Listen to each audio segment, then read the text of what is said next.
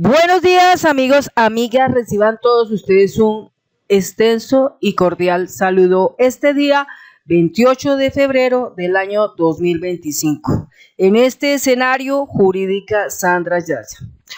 Hoy quiero narrarles algo que se puede decir fue a partir de ahí donde yo comencé a entender tantas cosas. A partir de ahí comencé con mi activismo. A partir de ahí empecé a investigar. A partir de ahí me consagré a difundir la verdad a través de esto que aprendí. Y hoy, pues mirándolo acá en la red de Físico Impuro, yo lo quiero contar porque tal vez hay muchas personas que no lo saben.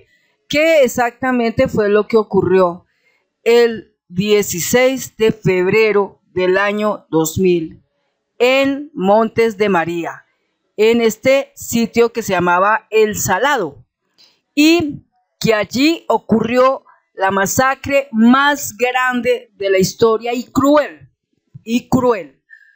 Y voy a contarles a ustedes en detalle lo que aquí Físico Impuro nos comparte en su red social X. Bien, dice así: este mes se cumplieron 18 años de la masacre de El Salado.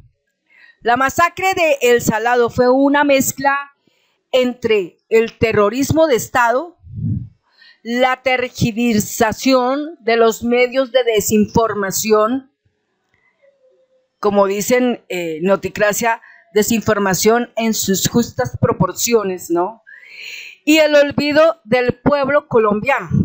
En diciembre del año 1999, un helicóptero se paseó por el cielo de El Salado, Bolívar, arrojando panfletos en los cuales decía, dos puntos, entre comillas: cómanse las gallinas y los carneros y gocen todo lo que puedan este año porque no van a disfrutar más. Cierra comillas. Todos se alertaron ante esta amenaza, a excepción de las autoridades y los dirigentes políticos de la región.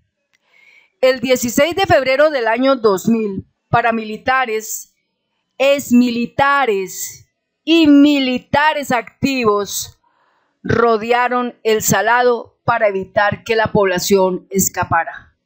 Más de 450 hombres armados irrumpieron al pueblo con la orden de destrozar todo lo que encontraran en el camino.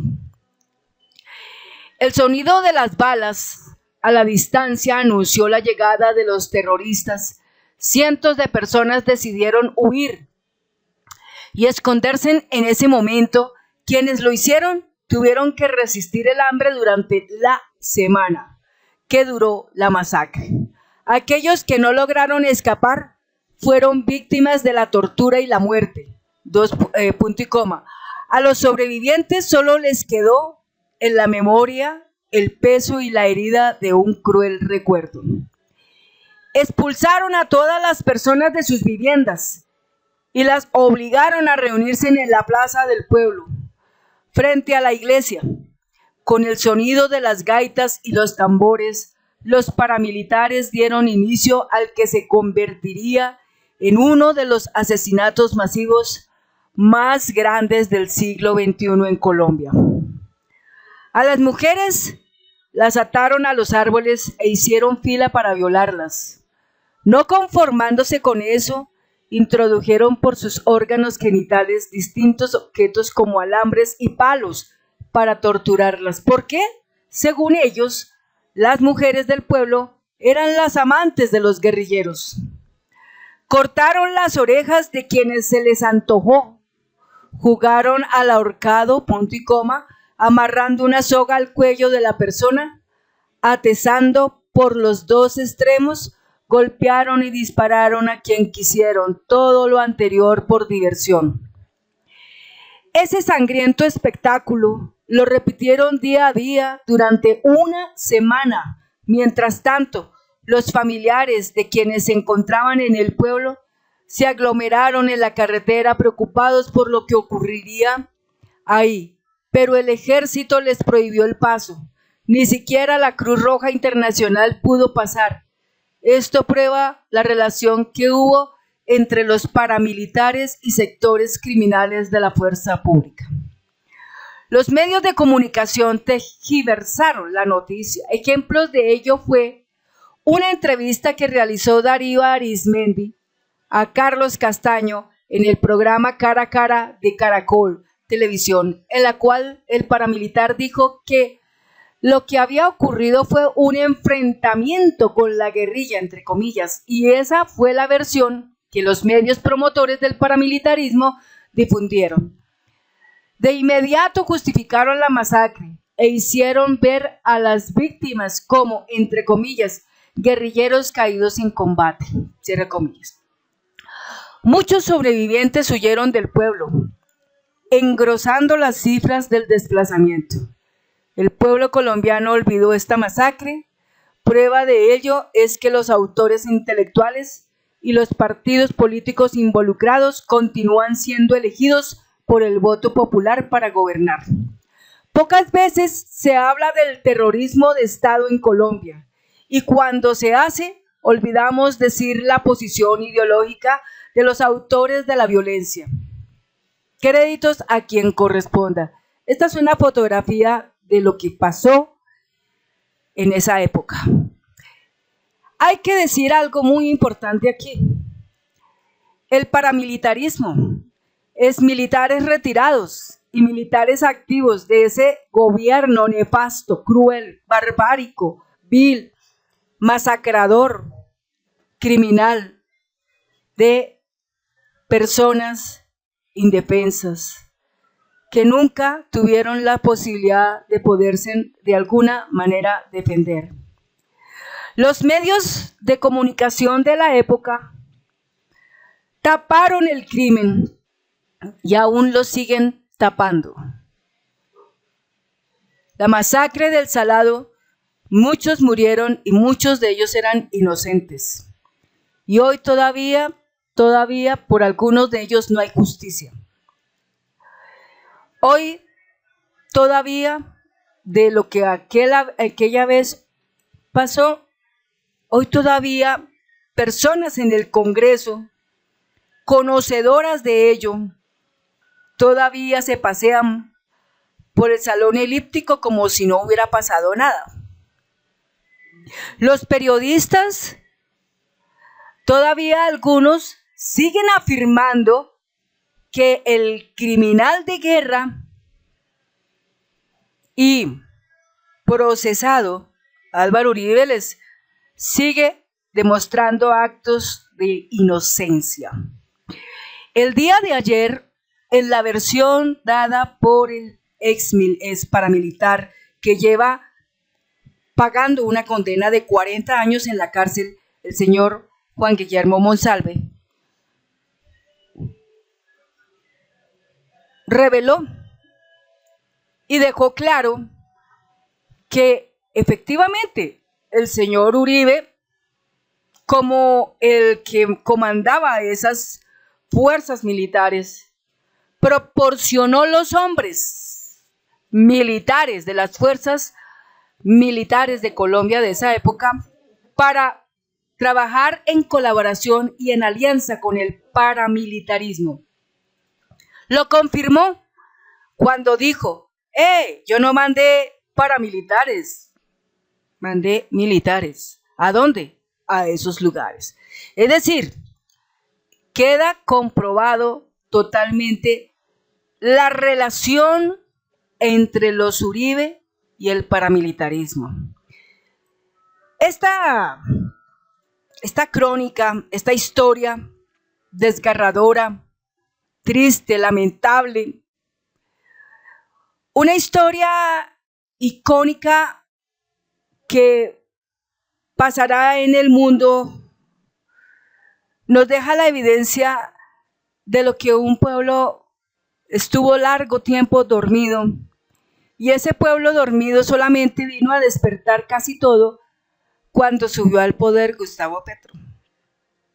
Y hoy por hoy, la única misión que tiene este gobierno de cambio es denunciar todas esas barbaries, es denunciar toda esa corrupción, todo ese régimen corruptivo que funcionó y aún en algunos sectores funciona, porque esto no se ha acabado, esto todavía camina. De ello podemos decirlo por las cosas que dicen algunos políticos de la derecha que se han incrustado, digamos, hasta la médula, para que una oposición no inteligente y delincuencial, digámoslo así, una oposición que no tiene argumentos para explicar las razones de por qué su oposición, simplemente se ha limitado todo el tiempo a frenar constantemente la posibilidad de que el pueblo pueda obtener los beneficios, de que el pueblo pueda tener dignas leyes para vivir en paz y en armonía. Esto que pasó en El Salado, tal vez hoy existan muchachitos de 21 años, de 22 años, que cuando tal vez se narra esta situación a ellos, sin querer se les desgajan las lágrimas de su rostro. Y cuando las lágrimas de su rostro ruedan, tal vez es porque ellos en cierta manera recordaron esa época. La época en que un Estado olvidó por completo un pedazo de Colombia y lo dejó tristemente a su destino y su suerte. Si todos nos enteráramos de lo que está pasando en ese momento, de seguro la gente hubiera obrado inmediatamente y los criminales se hubieran inmediatamente detenido. Pero eso nunca ocurrió. Pasaron los años, luego vinieron las versiones, las revelaciones, y por las revelaciones que se dicen, inmediatamente viene el hostigamiento, viene la persecución, viene el exilio y hasta la muerte también. Hoy, amparados en un gobierno de cambio, podemos tener la oportunidad de difundir los hechos tal como sucedieron en esa época y podérselo contar y narrárselo a mucha gente para que se entere lo que sucedió allí. Para que estas cosas que ocurrieron no vuelvan a repetirse. La impunidad en este país tiene que bajar impresionantemente si queremos que la paz pueda estar. Pero mientras la impunidad está arriba, la paz es muy difícil verla. El avance es muy difícil, es un gran esfuerzo verlo. Al presidente Gustavo Petro, en su gobierno solamente le queda lo que es este año, empezando marzo hasta diciembre, lo que es el siguiente año hasta agosto. De nosotros los colombianos estará de nuestra gran responsabilidad conseguir, si queremos realmente, que este proyecto progresista continúe, que este proyecto progresista siga creciendo y abrazándonos en el poder de tener una paz y buscando el avance de nuestro pueblo y buscando que se pueda acabar esa corrupción y buscando que los culpables de todo esto puedan estar en la cárcel y buscando que en el Congreso realmente allí hayan honorables representantes del pueblo, honorables de diferentes grupos como son las etnias, representantes de los indígenas. Qué bonito sería que de cada etnia indígena, que son más o menos 73, de cada una saliera un representante y estuviera o en el Congreso, en el Senado o en la Cámara de Representantes. Qué bueno sería. Qué bueno sería que en el Congreso hubiesen campesinos, representantes en el Congreso y en la Cámara de Representantes. Sería genial. Pero lo que nosotros hoy tenemos que afanosamente y juiciosamente buscar es tener la posibilidad de no volver a darles el voto popular a todas estas personas que vilmente nos engañaron, porque nos han engañado. Katy Juvenao nos engañó, Catherine Miranda nos engañó, Miguel Abraham Polo Polo nos engañó, el señor J. Hernández nos engañó, el señor Palacios, uno negrito que estuvo en el pacto histórico y que inclusive era ficha de cabal, también falló. Y así por el estilo. Y los que pues ya obviamente se escuchan del Centro Democrático, prácticamente todos, no puede uno decir de ellos cosas buenas. Cambio Radical tampoco puede decir uno cosas buenas. Algunos del partido de la U, algunos no se pueden decir cosas buenas. Liberales que están con César Gaviria tampoco.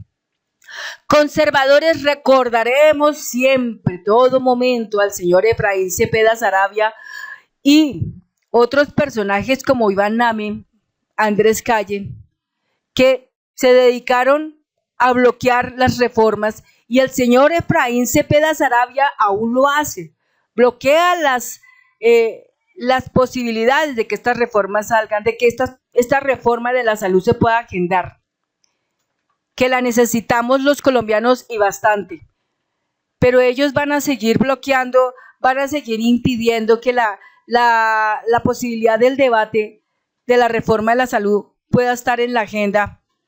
Es como si ellos creen que con eso están ganando, pero tristemente no es así. Con esto todo ellos están enormemente perdiendo, porque cada día sus acciones los alejará más de las posibilidades de tener el poder nuevamente. Cada día estarán mucho más lejos, pero cada día el progresismo estará más cerca en el poder para que el pueblo colombiano pueda tener lo que requiere. Bueno, amigos y amigas, eso es todo en este video. Muchas gracias y nos vemos en un próximo video. Hasta pronto.